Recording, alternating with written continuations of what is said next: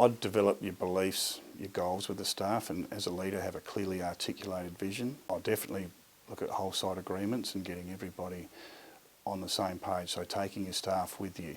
I think one of the really critical things is to make sure the links are clear between your school improvement plan, your operational plan, your professional development that's linked to that, and the data drives in many ways what's in your school improvement plan, but also your intervention program is linked with that as well, so that it's not something that's disconnected to everything else. There are clear links between what we value as a school, where we want our students to be, and then, okay, what intervention do we put in place for those students that aren't meeting those?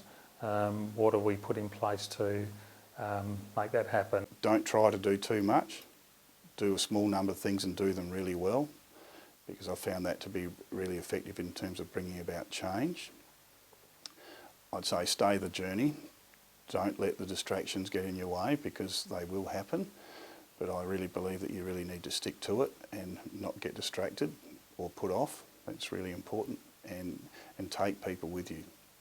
Narrowing what you're doing, not trying to take on every new thing that comes out, and it's so easy to get caught up in that because there are just so many fantastic programs. We've found that the Statement of Learning termly has opened up conversations where we can talk to families about how we're tracking children's development at the centre, and that families have found that quite interesting. For example, in Term 1 we spent a lot of time looking at children's relationships and also mapping that against children's use of English within the setting.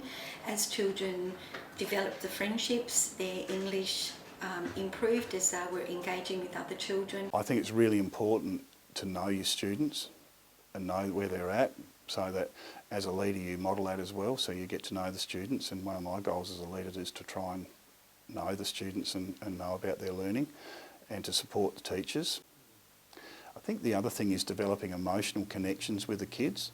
So using the data, and when you sort of start to put faces on the data, there's a great sense of achievement and pride around that, and that's obviously I've talked about the children before, but also for the staff and the community, and they feel really, really, proud of what they're doing, I suppose, and really connected to what's happening for the kids.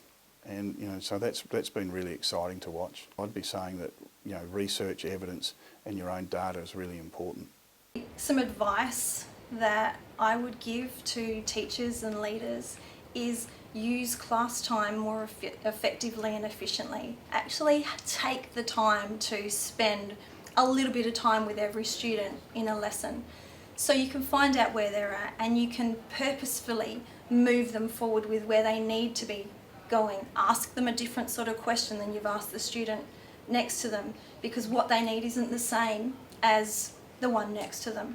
So making sure that every time you have an opportunity to make a difference in a classroom is for either really small groups or individuals within the class, and cut back that whole class talking time or talking at time down to the most minimum that you possibly can have.